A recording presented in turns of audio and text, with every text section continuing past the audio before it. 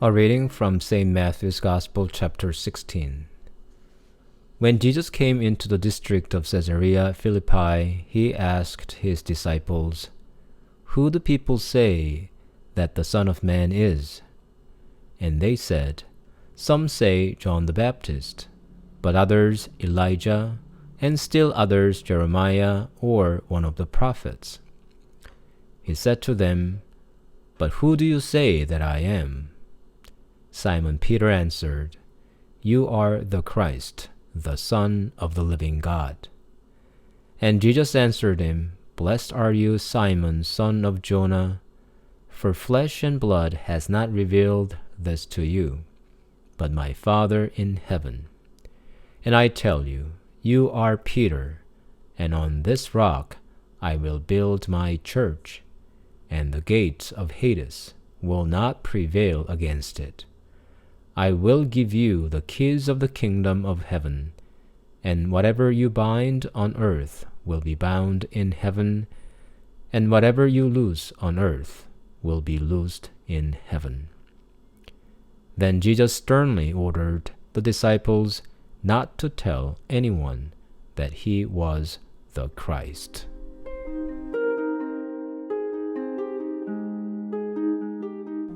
Who do you say Jesus is? Can you describe him in one short sentence? Who do you say that the Son of Man is? This is the question Jesus asks his disciples in this Sunday's Gospel.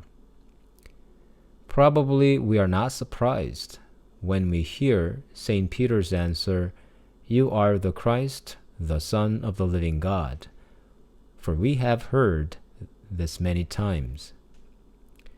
But it is a different matter whether we can give the same answer when someone asks about Jesus.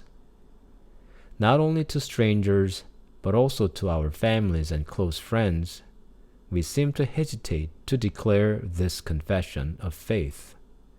I, a priest of the Church, often look for more appealing or diplomatic descriptions of Jesus. And Jesus asks me today, "Who do you say that I am?" It cannot go unnoticed that Jesus declared he would build his church on Peter immediately after Peter rightly confessed the true identity of Jesus. Jesus chose Peter as the bedrock of his church on earth because Peter confessed the true nature of Jesus. This profession contains the most fundamental faith in Jesus, that is, Jesus is God, who is incarnate on earth.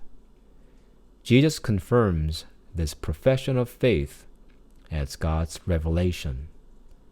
Of course, this profession of faith in the nature of Jesus critically unites all the followers of Jesus. And in this sense, it becomes the foundation of the church. However, this profession of faith is also critical for salvation, because we can only be in the right relationship with the Lord when we rightly know who Jesus is. Only when we know his origin, we understand his power. And only when we know his origin, we can understand his intention and purpose on earth. When we correctly identify Jesus, we can entrust our whole life, our whole being to him. I ask myself again, who do I say Jesus is? I ask myself if I have ever clearly and loudly declared to myself that Jesus is the Christ, the Son of the living God. I have probably heard this profession hundreds of times, but I wonder how many times I profess this to myself and before the presence of the Lord. If this profession of faith had always resonated in my heart, I would have been a very different Christian, a very different priest. Once again today, Jesus asks us, "Who do you say that I am?" Let our answers be pleasing to our Lord, so that He may accept them and renew our life with His mighty power.